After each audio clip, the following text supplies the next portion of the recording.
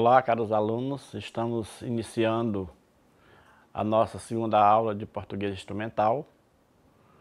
Eu sou Raimundo Dias da Costa e vamos trabalhar outra parte do material de vocês, que é exatamente a estrutura do texto. Então, como nós já iniciamos na aula anterior, a questão da estrutura do texto. Qual a principal que nós precisamos? Então, nós vamos observar aí a estrutura da redação, a forma e o conteúdo, os tipos de redação, texto descritivo, texto narrativo, formas de discurso, o texto dissertativo, o ato de escrever. Então, nós precisamos ver que tipologia textual eu vou trabalhar. Então, a tipologia textual define, em linhas gerais, os seguintes tipos básicos de texto em prosa.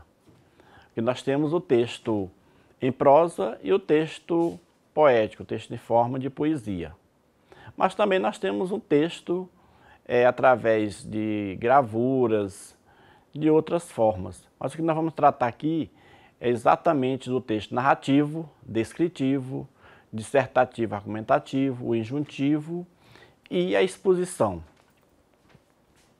Então nós temos no texto narrativo, nós temos aqui os gêneros orais e escritos. Então a narração, então eu vou narrar um fato. Então eu posso estar só falando, mas a partir do momento que eu falo, eu posso também estar escrevendo. Então quando eu escrevo, eu vou fazer essa narração. Então essa narração ela pode ser um conto, uma fábula, uma lenda, um mito, biografia, romance, novela, piada, crônica, notícia, relato. Vocês devem se lembrar que o professor de português, ele fala no início do período letivo, principalmente no primeiro ano, das grandes navegações que aconteceram lá em 1500, que quando é descoberto o Brasil. Então há uma narração histórica da viagem de Cabral saindo de Portugal até chegar ao Brasil. Então é exatamente uma narrativa histórica, que essa narrativa ela pode também ser fictícia. E nós temos a argumentação.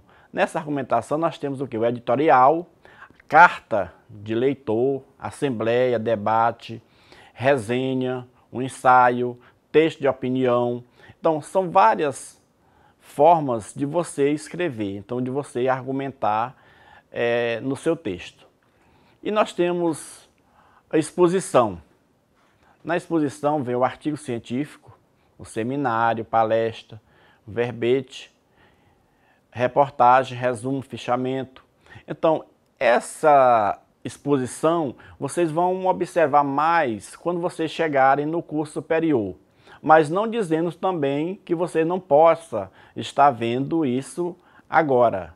Então o professor diz, ei, vocês se preparem aí, porque na próxima semana nós vamos fazer um seminário. Aí todo mundo grita, professor, o que é isso, o que é aquilo? Então como é que nós vamos fazer? O seminário nada mais, nada menos é do que você expor suas ideias, expor um assunto já tratado. Então você vai fazer um resumo e nesse resumo você vai expor aquilo que está sendo colocado para você expor na sala, para os seus colegas, ou fazer até uma exposição mais aprofundada. E a palestra também ela é parecida com o seminário, não tem muita diferença. E o verbete é aquela palavrinha que você está lá no dicionário, que você vai expor o significado dela.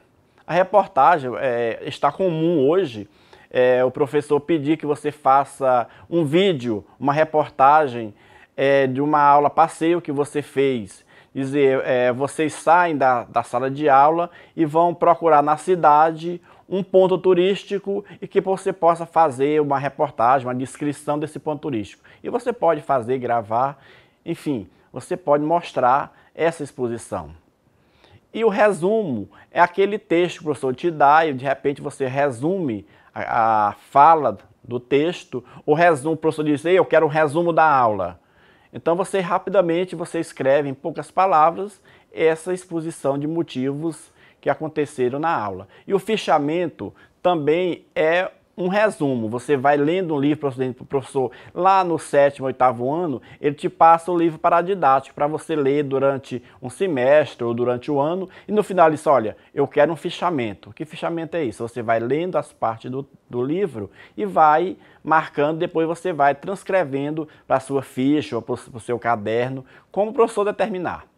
E a injunção é o manual de instruções, uma receita de bolo, um regulamento e regras de jogo, receita médica, etc. Então, no manual de instruções, também é comum, quando você compra o seu celular, ele vem com o manual de instruções, como é que você deve ligar, a que tempo você deve estar carregando, enfim, são várias instruções, tanto vem em português, quanto vem em outras línguas. A receita do bolo, ali o elenco de ingredientes que existem para que você possa fazer um bolo. Agora você precisa ter o manejo como fazer, que às vezes não dá, você tem os ingredientes, mas não dá certo. E o regulamento, por exemplo, qual o regulamento de vocês na sala de aula? Que hora vocês têm que chegar na sala de aula? Às 7 da manhã, 8? Então, se você chega às 8h10, então você já está atrasado. Então, existe um regulamento, quer dizer, é tipo a organização legal de uma instituição, de qualquer meio de convivência social. Então, as regras do jogo, a receita médica, quando o médico você vai lá ao médico, ele te prescreve alguns medicamentos e vai dizer, olha, você vai usar isso, você vai usar esse remédio tal, e como você vai usar esse medicamento. E vem a descrição. A descrição é muito fácil, porque é um laudo, é onde você vai descrever aquilo que você pretende. É comum, nos primeiros dias de aula, desde a pré-escola até a universidade, você descrever o seu colega ou se autodescrever do primeiro dia de aula. Por exemplo, lá no início vocês observaram que eu disse, eu sou Raimundo Dias da Costa, então eu comecei a me descrever. Embora eu não possa aqui falar tudo de uma vez, mas eu posso estar fazendo essa descrição. Então, vem um guia de viagem. Então, o que é o guia de viagem? Também é uma descrição. Então, você vai viajar de Teresina a Fortaleza. Então, você nunca viajou, mas de repente existe um mapa. Então, quais as BRs que você vai ter que transitar para chegar até Fortaleza? Que cidade você vai encontrar? Onde você vai encontrar um hotel? Onde você vai encontrar um posto de combustível? Enfim, vai traçar a sua rota até chegar a Fortaleza. Então, o perfil de uma comunidade virtual. Então, como nós falamos na aula anterior, o grupo de WhatsApp. Então, eu preciso ter no meu grupo pessoas do meu convívio, pessoas que eu conheço. Então, eu não posso estar colocando nesse perfil pessoas que eu não conheça. Então, eu preciso ter um certo entendimento, um conhecimento dessa pessoa. E um relatório. E aí vocês, por exemplo, no final do curso, vão ter que fazer um relatório lá do estágio. Porque no curso o professor vai te levar para um laboratório e aí você vai descrever tudo que você viu, que você vai fazer um relatório para ele. Então você tem as partes. Então é uma descrição daquilo que você vivenciou, daquilo que você participou. E o texto publicitário é quando você faz uma propaganda. A gente vê, é comum na televisão, nas vias públicas, tem texto, por exemplo, as escolas, principalmente as particulares, no início de período letivo, elas colocam um outdoor bem grande, dizendo que aprovou tantos alunos em medicina, aprovou tantos alunos em direito. Quer dizer, ali é um texto publicitário, e esse texto ele é curto, mas que de grande alcance. E aí nós temos, continuando o texto narrativo, nós temos o texto utilizado para contar um caso, narrar fatos. Lembra que eu falei das grandes navegações? Então, historiar acontecimentos, não importando se fictícios ou verídicos. Predominam neste texto os tempos pretéritos, perfeito e imperfeito, ou seja, o passado. Então, aconteceu por volta de 1500, Cabral saindo de Portugal, houve uma tempestade, acabou chegando ao Brasil, quer dizer, por aí vai. Então, sempre no passado. Aí quando você vai narrar, por exemplo, uma fábula, ela diz, há tempos atrás, no reino distante de Teresina, aconteceu um casamento do rei fulano de tal com a rainha, aliás, com a princesa do reino tal, e assim você vai dialogando no seu texto. Então, é a ação de um dos principais ingredientes da narração. O tempo é outro dos ingredientes. O autor, muitas vezes, ele utiliza personagens que dialogam. Por exemplo, se você pegar Capitu, aí você vai ver, é um romance, você vai ver como os personagens eles dialogam.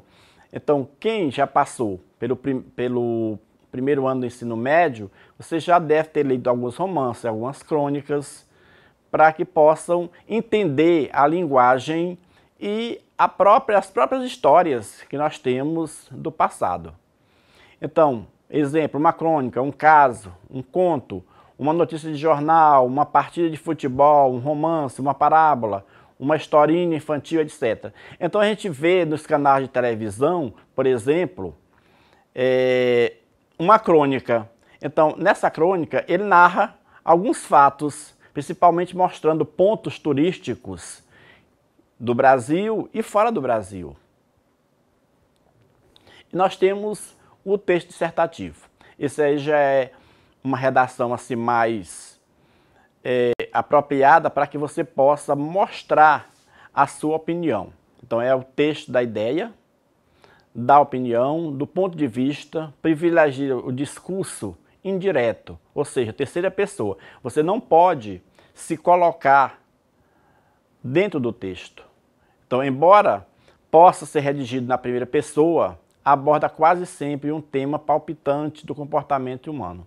Justiça social, ética, práticas aéticas, ou seja, contrárias à ética, ecologia, crimes ambientais, paz, a violência urbana, que nós temos aí a toda hora, está gritante. Então você pode estar falando disso.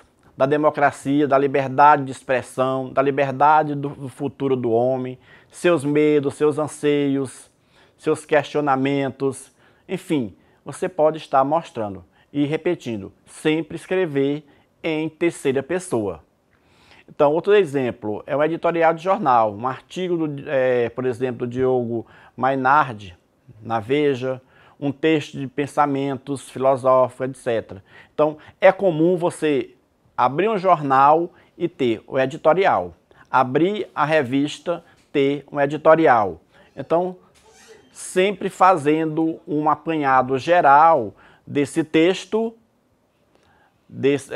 do assunto que vai ser tratado no jornal, bem como todo noticiário que acontece nele. Então ele faz um resumo, ou seja, o editorial do jornal, da revista, enfim. E nós temos o texto injuntivo. O que é esse texto injuntivo? É qualquer texto que tenha a finalidade de instruir o leitor, ou seja, o interlocutor.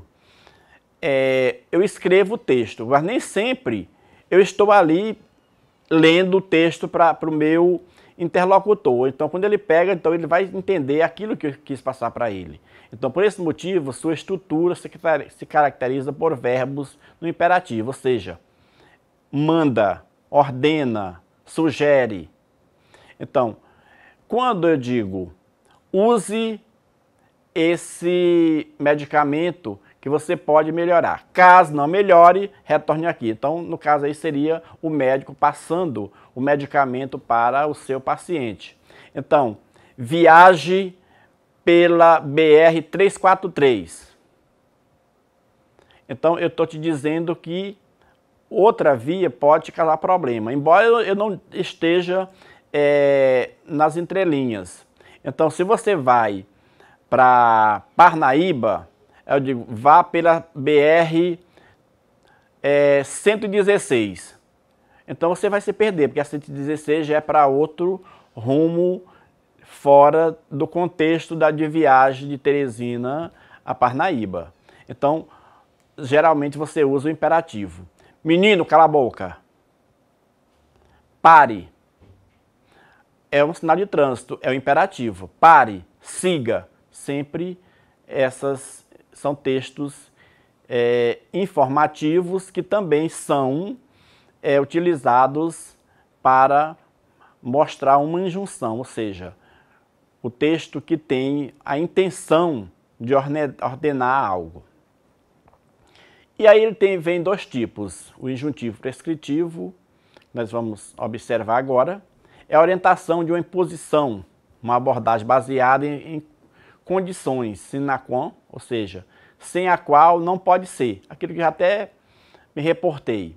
Então, eu posso dizer isso se já está dito anteriormente, embora não apareça, mas você pode deduzir. Então, a receita de um médico, né, a um paciente transmitida à enfermeira responsável. Então, você pode passar para a enfermeira dizer para o paciente, ou você pode diretamente. Por exemplo, quando você chega no hospital para fazer uma cirurgia, por exemplo, de catarata, o médico, ele passa todas as instruções para a enfermeira e a enfermeira passa para o paciente. Então, nós temos também os artigos da Constituição ou do Código de Processo Penal, que vai nortear aí os advogados, os juristas a se basearem para resolver as questões que porventura vêm a acontecer. A norma culta da língua portuguesa, nós temos o quê? A gramática normativa, nós temos os dicionários, e não só da língua portuguesa, mas de outras línguas deve existir aí o texto injuntivo. E nós temos os manuais de guerrilha, nós temos inúmeros manuais, desde a bula de medicamento, remédio que o médico te receitou, até a compra da televisão, do celular, do carro, qualquer aparelho que você compra, geralmente vem esses manuais. Aí vem o que? As cláusulas de um contrato, também é um texto prescritivo, onde você vai dizer o que vai acontecer ali. Então, o edital de um concurso, esse é essencial, porque se eu for fazer o concurso e lá, geralmente quando eu abro o edital, a gente vai logo lá do número de vagas e o salário, lógico. Você quer saber se vai compensar ou não fazer esse concurso. Então, ele tem que estar rezando tudo o que vai acontecer. Então, você faz o concurso, é aprovado, mas de repente o ente federado, ou seja, o estado, o município, a instituição que está fazendo o concurso não te contrata, então você vai lá, pega o edital e pode até ir para procurar o setor jurídico para encontrar o seu direito. Então tem que estar ali, tem que dizer ali. Então é uma lei que vai organizar aquele evento. E aí nós temos o injuntivo institucional. Então são mais instruções. Então, quando a orientação não é coercitiva, não estabelece claramente uma ordem, mas uma sugestão, um conselho. Então, sugere, ele não te determina, mas sugere. Então, o texto predomina no livro de autoajuda, o manual de instruções de eletrodomésticos, eletrônicos, manual de instruções, programação, digitação, determinadas situações, a funcionários de uma empresa, sobre metas, funções, etc. Uma ingênua receita de bolo escrita pela avó, que aí vai passando de geração para geração, aí de repente você coloca alguma coisa diferente. Então não é propriamente assim puro, claro, mas que você pode estar colocando essas instruções. E nós temos o descritivo, é o texto do objeto, da impressão física, da imagem, da cor, do aroma, da beleza, da feiura, do relevo, da paisagem, da precisão quanto aos aspectos físicos. Predomina o tempo pretérito e perfeito, ou mesmo o presente, indicativo e subjuntivo. Frases nominais e verbos de ligação. Ser, estar, ficar, parecer, tornar-se. nós observamos hoje que Teresina amanheceu chovendo. Então, é um aspecto da natureza. E aí nós podemos fazer uma descrição. Como foi essa chuva? Causou problema? Foi fina? Foi grossa? Como a gente costuma falar? Teve trovões? Enfim, é uma descrição que você pode falar no seu texto. Você pode também estar falando, como diz, da cor, do aroma, da beleza, da feiura. Enfim, você pode falar descrevendo tudo aquilo. Você pode também descrever algo que você está sentindo ou imaginando. Quando você vai ao consultório médico, o médico pede para você descrever o que é que você está sentindo, o que é que aconteceu. Então você vai dizer, ó, doutor, aconteceu isso, eu estou me sentindo assim, dores assim. Quer dizer, a partir dali ele vai diagnosticar o que você está sentindo. Então, você pode estar fazendo essa descrição. E é comum, nos primeiros dias de aula, desde a pré-escola até a universidade, nós fazermos uma descrição na sala de aula. A professora pede que você diga quem você é, de onde você veio, o que é que você pensa, enfim, são descrições que você vai fazer. Embora essa descrição ela seja oral, mas você pode fazer também ela escrita. E aí nós temos outros aspectos da descrição. Os aspectos físicos, de tipos humanos, de uma favela carioca, a obra de um sociólogo que descreve o biotipo de um determinado povo, o texto de um folder turístico. E aí a gente observa que em determinados momentos você precisa descrever algo para que você possa vender. Então você precisa descrever a sua imagem ou descrever aquele objeto para que a pessoa possa comprar. Você vai à feira, aí há uma infinidade de objetos, de produtos, em que muita gente, para vender melhor, ele diz, olha, eu tenho batata novinha, fresquinha, eu tenho um cheiro verde, eu tenho cebola, eu tenho isso, eu tenho aquilo, e você vai observando, ele descrevendo o seu produto. E aí, no passado, havia aqueles propagandistas nas feiras. Ele dizia, ó, pessoal, venha para cá, e a gente dizia, fulano fala mais do que o homem da cobra, porque ele descrevia os seus produtos, e aí chamava a atenção do povo. Então você pode fazer no seu texto uma descrição. Você chega e diz, fulano, você mora onde? Ela disse, olha, eu moro no bairro tal, na rua tal, próximo do comércio tal, ou próximo da delegacia. Quer dizer, você vai descrevendo aquilo que você vai passar de informação.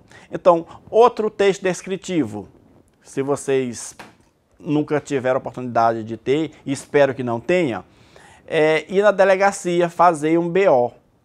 Então, quando você chega à delegacia, a pessoa que te recebe, ele pergunta o que é que aconteceu. Aí você vai dizer, olha, eu perdi os meus documentos nas vias públicas, no horário tal, no dia tal. Então ele vai te dizer, vai registrar ali, ele vai descrevendo o que você vai dizendo. No final, você tem uma descrição daquilo que aconteceu com você. Então, um BO, um boletim de ocorrência, é exatamente também um texto descritivo. E nós temos nos textos as formas de discurso. O discurso direto é aquele que o autor reproduz exatamente o que escutou ou leu de outra pessoa. Por exemplo, no caso aí do BO, exatamente ele vai reproduzindo o que você está dizendo para ele. Mas aí também há o discurso indireto. É aquele em que o narrador, ele reproduz com suas próprias palavras aquilo que escutou de outra pessoa ou leu sobre ela. Então você vai reproduzir, você vai falar, e aí a gente diz, você copiou o texto de fulano, então é proibido, isso é da cadeia, nada disso. Pode dar se você não fizer as devidas informações como elas devem acontecer. Então você pode dizer, olha, eu estou reproduzindo isso e citar o nome de quem você está dizendo.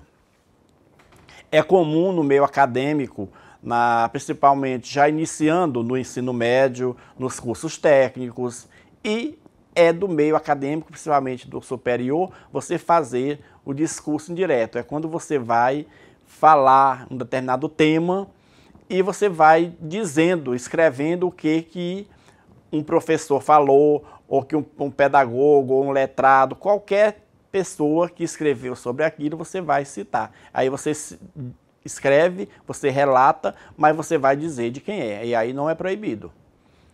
E aí vem o discurso indireto, o discurso direto livre. É aquele em que o narrador, ele reconstitui o que ouviu ou leu por conta própria. Então você vai falando, olha, fulano falou isso, isso e aquilo, e aí você vai servir de quê? De orações curtas para que você possa mostrar esse discurso.